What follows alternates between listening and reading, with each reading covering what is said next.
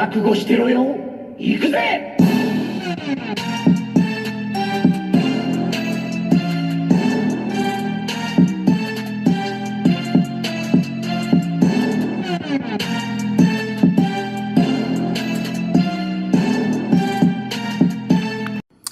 Welcome to a special spooky Halloween edition of Wordbreaker Cool's Reviews. Today we're looking at Blackheart, and this is the figure that made me buy the whole wave. Let's turn some lights on. Blackheart. If you're a Marvel vs. Capcom guy like me, then you know this was a long time in coming. I knew one day I'd get a Blackheart. I was hoping he'd be a single card release, which he was not.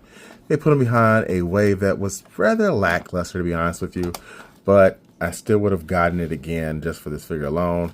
As you see the purple shading in the hair, it feels wonderful. His head articulation goes up quite a bit, not down much at all because of that big giant Rastafarian tendrils of Netherrealm. I don't know. Look at those eyes. He's very spiky. His texture is all over the place. Not much paint anywhere else, but the only other place I would have liked to have seen some paint would be his fingernails, or his nails on his foot, excuse me, and his fingernails. Just having those be like a really dark onyx would have been perfect, but they didn't do that. The tail is bendy, but not very bendable, so it bends enough. Oddly enough, it reminds me of a rat tail. And he came with two hand effects, but unfortunately, I think I threw away my hand effect that came with Dracula. I'm very disappointed. It was a hand like this, the clawed hand, but it pointed. So I'm missing out. It does have a fisted hand, but who needs a fisted hand when you got claws? It's kind of silly, but I definitely wanted the finger one that was like this, but pointed, because that would have been very creepy. But anyway, I digress. His articulation is quite decent. Doesn't go up too much more because for some reason I never really can get up to get it to go in very much, and actually it always feels like it's gonna pop out, but it doesn't. So I will say that the butterfly joints are very nice way to go out. They go in that much. He can, you know, almost close his hands together. His midsection articulation is really good.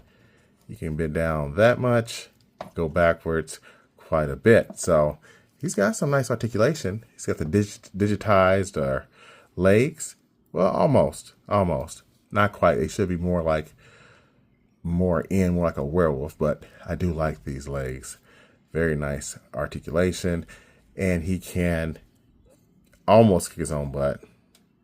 Yeah, almost. Yeah, he can actually. So the legs have great articulation.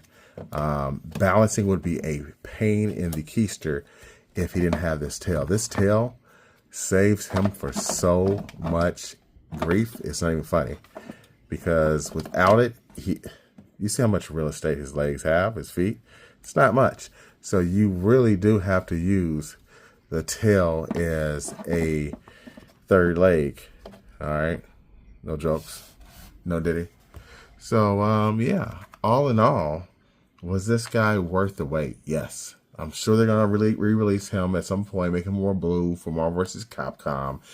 And I'll be a little salty, but at the same time, I can't trust when they would have done that. It could be like 5, 6, 7, 8 years from now. Probably not that long, maybe like 4.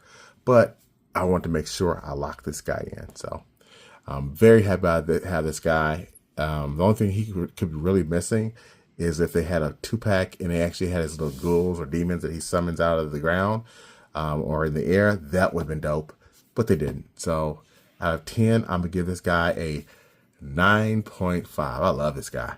All right, until next time. Well, you know, that's a Marvel Legends scale, 9.5. Talking regular action figures, I'm going to give him a solid 8. All right?